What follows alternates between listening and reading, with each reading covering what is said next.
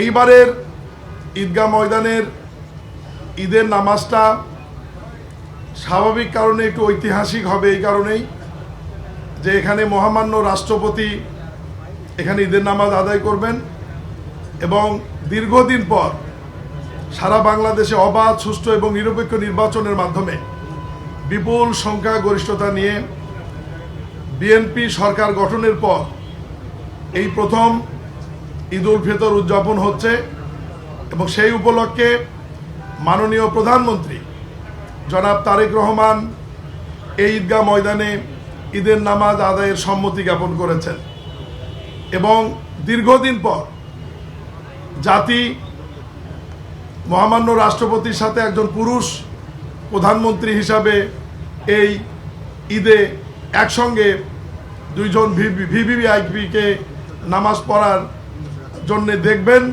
এবং যে সমস্ত মুসল্লিরা এখানে উপস্থিত থাকবেন তারা তাদের সঙ্গে সাক্ষাৎ করতে পারবেন এবং দেখতে পারবেন।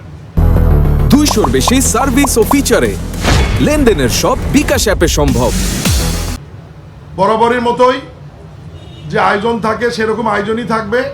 ইতিমধ্যেই প্রশাসক মহোদয় বলেছেন এর বাইরেও একটা মেডিকেল টিম এখানে থাকবে, অজুর ব্যবস্থা থাকবে, ভদ্র মহিলাদের জন্য মুসল্লিদের জন্য আলাদা ব্যবস্থা থাকবে, সাধারণ মুসল্লিদের জন্য আলাদা ব্যবস্থা থাকবে, পুরুষ এবং মহিলা মিলে সব সহ কম বেশি প্রায় 40,000 মুসল্লিদের এখানে নামাজের ব্যবস্থা থাকবে।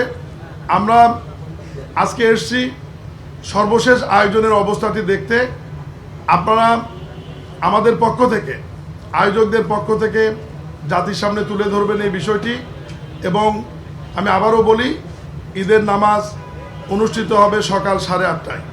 এই সময়ের মধ্যে যে সমস্ত মুসল্লিরা মহামান্য রাষ্ট্রপতি এবং বাংলাদেশের সবচাইতে এখন জনপ্রিয় প্রধানমন্ত্রী জনাব তারেক রহমানের সঙ্গে যারা ঈদের জামাতে নামাজ আদায় করতে চান তাদেরকে আমি তার অনেক পূর্বেই এখানে আসবার জন্য দাওয়াত করছি, আমন্ত্রণ জানাচ্ছি।